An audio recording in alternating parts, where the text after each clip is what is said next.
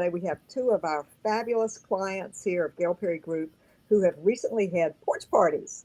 And we're going to interview them and find out exactly what happened and what kind of impact the porch party had. So, Allie, you're with Pisgah Legal Services up in the mountains of North Carolina, right?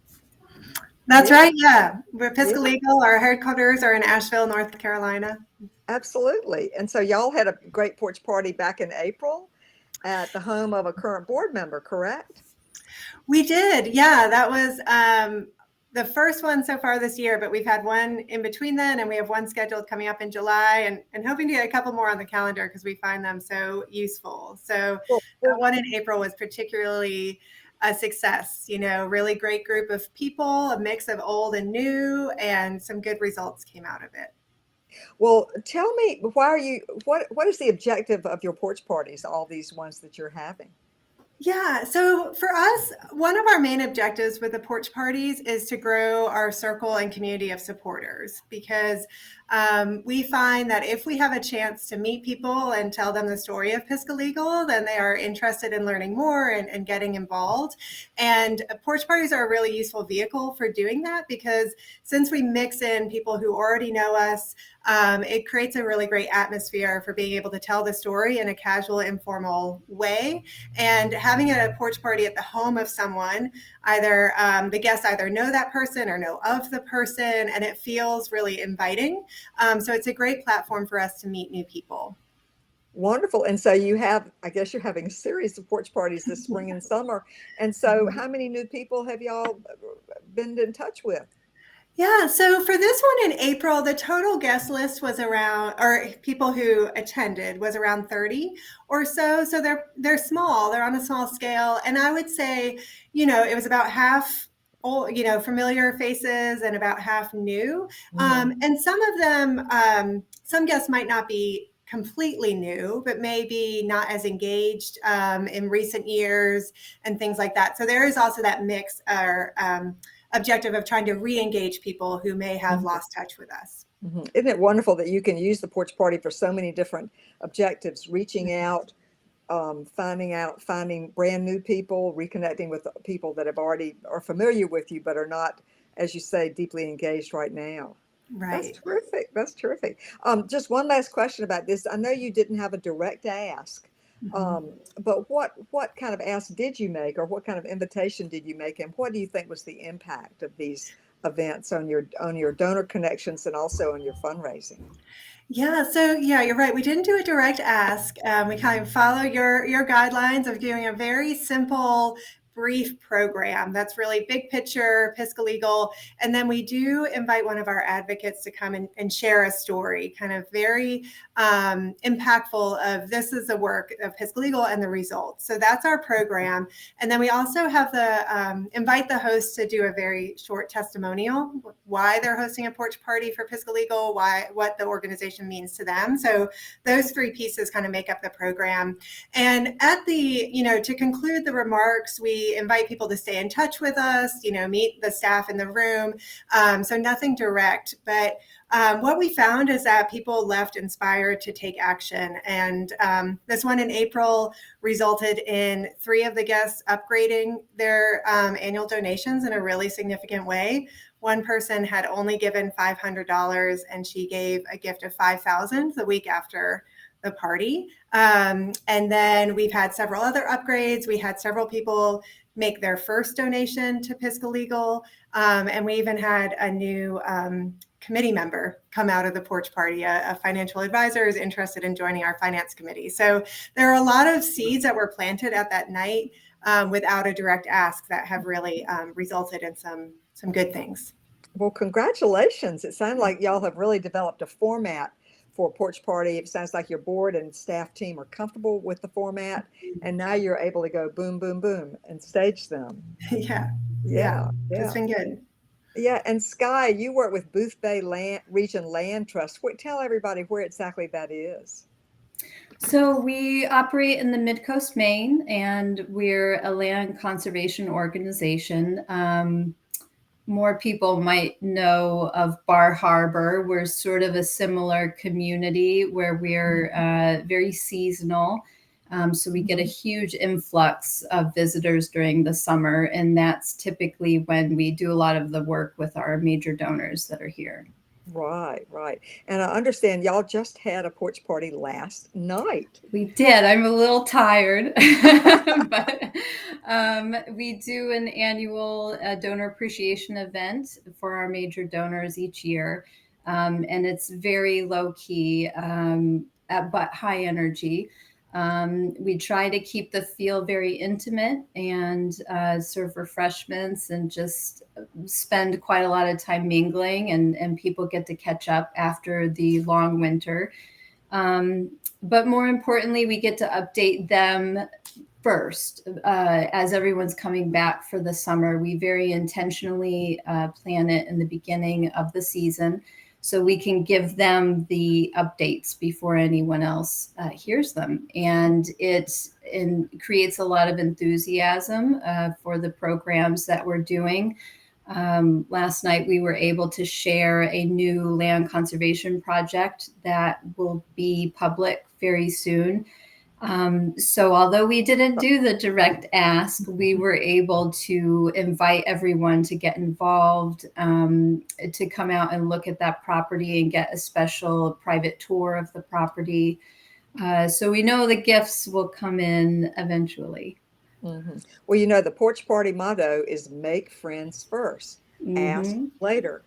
And so it sounds like you're doing exactly the correct process. Well, and I like that Allie pointed out, which we have also found, it's a great way to reconnect with some donors that we may have lost touch with. Mm-hmm. I had a donor that came out that hasn't made a significant gift for probably at least 5 years. And she was able to come and sort of get re-engaged with the organization. So they're very effective. Mm-hmm. And what's so interesting is that in your most recent capital campaign, you actually held 3 porch parties. Can you tell us how they went and why fundraising events were such a good match for your capital campaign? We ran each one slightly differently. It was a campaign. It was a large campaign for us, and it was to acquire a property that also had a farmhouse on it, which would then serve as our headquarters, which is where I'm sitting right now. It was successful.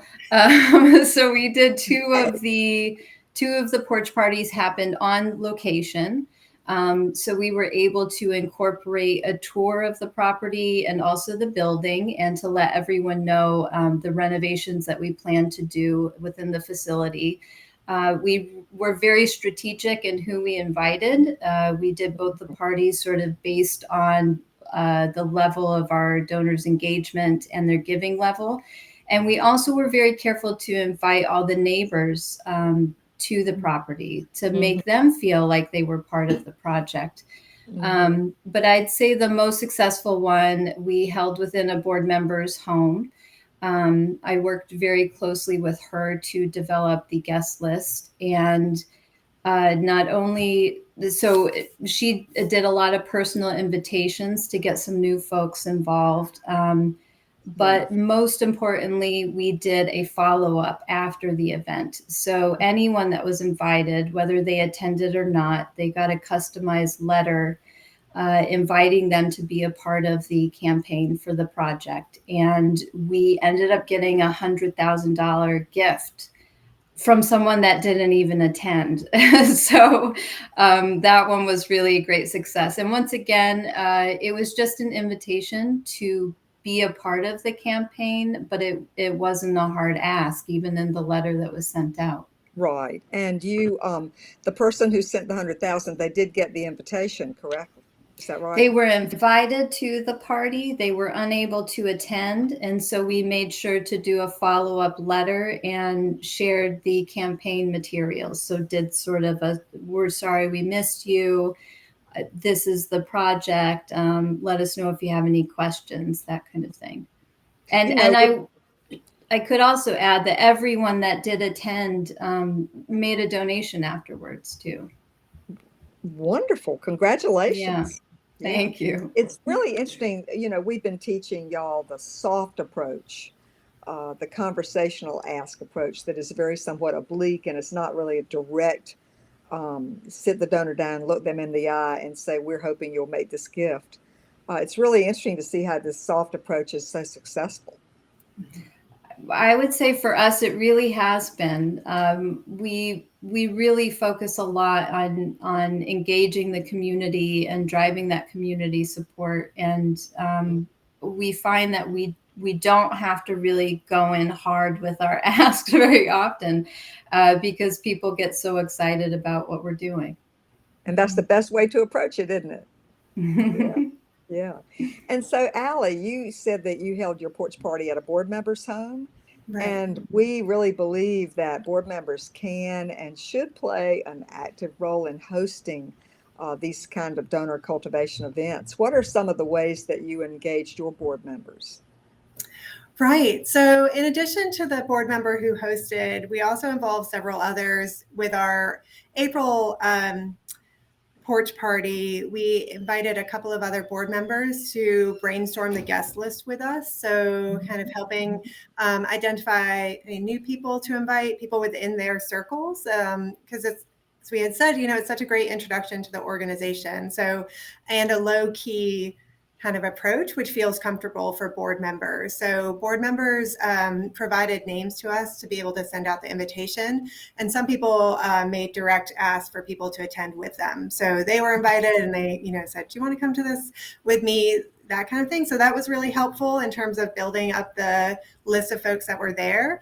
And then having board members attend is also really helpful because they can be your ambassadors within the crowd, of just being able to mingle, talk about their connection, and share any relevant information about the organization with people. And then they can also relay that back to us after the party of, so-and-so is really interested in your immigration work, or, so that we have ways to follow up and things like that. So they can be really helpful attendees of the party, as well as helping generate the guest list. Wonderful. That's so interesting. I love the idea of sending them out to work the crowd. Yeah. And then reporting back. Sometimes they work the crowd and we never find out what they talked about. Right. Yeah. Well, so let's talk about what was the biggest lesson you learned that you might want to share with our audience. And so, Sky, why don't you start? What was the biggest lesson you learned that maybe you can share with all of our friends out there? The biggest lesson I learned is the follow-up is so key. If you're not planning on doing follow-up, don't bother with the porch party. Maybe not entirely, but it is great for fundraising, but you want to get the most out of the effort. And so following up with a letter or an email or a phone call, it doesn't have to be a really overt outreach directly afterwards. But it really can do a lot for you. And not just generating gifts, but as Allie had pointed out, building your committees, building your board. From one of the porch parties we did, we actually gained he's a retired professional photographer, and now he works with us very closely, taking pictures of our properties, which we use in our marketing materials all the time. So you never know. Exactly. You never know who you'll meet and how they might be able to help your organization. Well said. That's beautiful. So interesting. And Allie, what was the biggest lesson that you would say you learned that you would like to share with all of our friends out there? I really want to co-sign what Sky said. I think that's so important, the follow-up. And I think for me, the other important lesson of porch parties is just that they take, when you compare them to other events that take up a lot of our time as nonprofits, I think they are just so much more effective and take less effort. In terms of the infrastructure needed, it's already at someone's house. Many times people who are willing to host a porch party are experienced and seasoned hosts, so they understand where to set up the food and, catering and all of that. So they take care of a lot of details, and then it can just be a really organic party and time to spend. And so I found that I've had kind of much more meaningful conversations and conversations that lead to follow-up at these porch parties versus some of our larger, kind of more signature events that are on a larger scale. So I think, my lesson is that they can be really effective. And I think it's a really important thing to work into a strategy, in terms of engagement, building relationships, and just having it as part of your toolkit. Brilliant, my friend. Brilliant. I give y'all both A pluses. These are such smart, state-of-the-art fundraising strategies. And wouldn't it be interesting to have a big discussion industry-wide in the nonprofit sector about whether porch parties might be more effective than galas? Wouldn't that be an interesting conversation? That would be. They're a lot cheaper, I'll say that. Well, thank you all both so much for sharing your experiences with our friends in the world out here. And we hope that y'all and everybody else will consider joining the world's largest porch party on August 26th. It's a Saturday night in August, a Saturday evening, and we're trying to encourage everybody across the country to have a porch party and have a fundraising event right before the fall giving season, so that everybody will be prepped and have warm feelings in their heart about their favorite organization.